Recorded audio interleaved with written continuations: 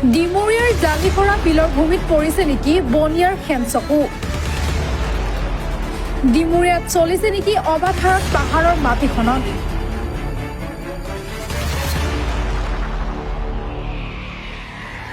ডিমৰীয়াৰ ঐতিহ্যমণ্ডিত জালিখৰা বিলৰ পাৰভূমিত এতিয়া চলিছে অবৈধ খনন, যি কাৰ্যই এতিয়া চকু কপালত তুলিছে বিলখনৰ সৈতে আৱেগ জড়িত হৈ থকা প্ৰতিগৰাকী লোকৰ।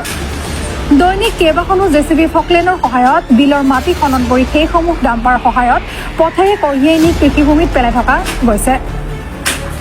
পথেৰে মাটি কঢ়িয়াই থকাৰ ফলত এজাক বৰষুণ দিলেই ক্ষেত্ৰী মালৈবাৰী সংযোগী পথছোৱাত বোকাময় পৰিৱেশৰ সৃষ্টি হয়।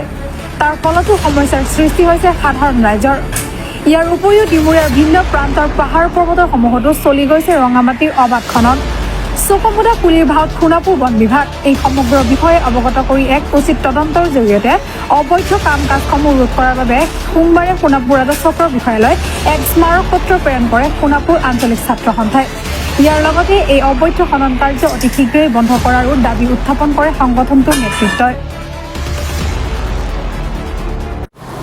আজি আমি সোণাপুৰ আঞ্চলিক ছাত্ৰ সন্থাৰ মজিয়াৰ পৰা আমি এখন স্মাৰক পত্ৰ প্ৰদান কৰিছোঁ, যি অবৈধ পাহাৰ খনন তথা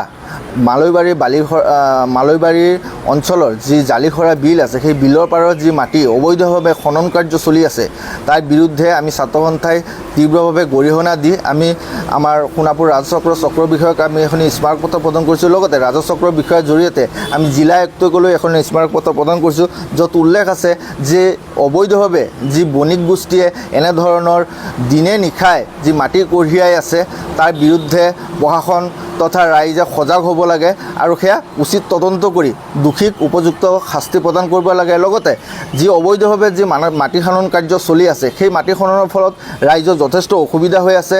আমি গম পোৱা মতেদি বিনা চালানত আচলতে এই গাড়ীসমূহ গৈ আছে, যি ৰাজহ ফাঁকি দি আছে অসম চৰকাৰে যি ৰাজহ ফাঁকি দি আছে, সেই ৰাজহ ফাঁকিৰ ফলত এচাম বণিক গোষ্ঠী আচলতে ধনী হৈ গৈ আছে, কিন্তু আমাৰ ৰাইজৰ যথেষ্ট অসুবিধা হৈ আছে। আমাৰ ৰাস্তা ঘাটসমূহ যি গাড়ীসমূহ যোৱাৰ লগে লগে মাটিসমূহ পৰি আমাৰ ৰাস্তা ঘাটসমূহ লেতেৰা হ'ব ধৰিছে, ৰাইজৰ যথেষ্ট অসুবিধাৰ সন্মুখীন হ'বলৈ গৈছে। গতিকে আমি চৰকাৰ তথা প্ৰশাসনক আমি অনতিপলমে আমি দাবী জনাইছোঁ যে অনতিপলমে এনেধৰণৰ যি অবৈধভাৱে যি মাটি খনন কাৰ্য চলি আছে সেয়া বন্ধ হ'ব লাগে আৰু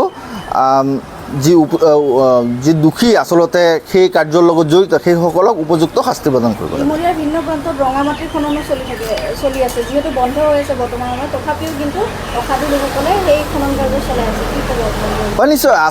এয়া প্ৰশাসনক মেনেজ কৰি আমাৰ ওচৰতে গাতে লাগি থকা আমাৰ বনাঞ্চলিক যি কাৰ্যালয় আছে সেই কাৰ্যালয়ক মেনেজ কৰি আচলতে তেওঁলোকে এনেধৰণৰ কাৰ্যকলাপ কৰি আছে বুলি আমাৰ অনুমান হয়। কিয়নো বনাঞ্চলিক কাৰ্যালয় এটা থকাৰ পিছত কেনেদৰে বিনা চালানত আচলতে এনেদৰে পাহাৰ খনন কাৰ্য চলি আছে তাৰ বিষয়ে আমি ক'ব পাৰোঁ যে আচলতে বনাঞ্চলিক কাৰ্যালয়ৰ বিষয়ববীয়াসকলো এই কাৰ্যৰ লগত জড়িত আছে, যাৰ কাৰণে কিন্তু তেওঁলোকে আমি বাৰম্বাৰ কৈ থকাৰ পিছতো পাহাৰ খনন কাৰ্য এতিয়াও চলি আছে।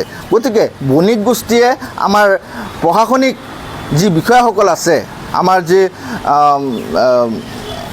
আমাৰ বন বিষয়াৰ যি কাৰ্যালয়ৰ যি বিষয়সমূহ আছে সেইসকলক আচলতে মেনেজ কৰি এনেদৰে কাৰ্যকলাপসমূহ কৰি আছে।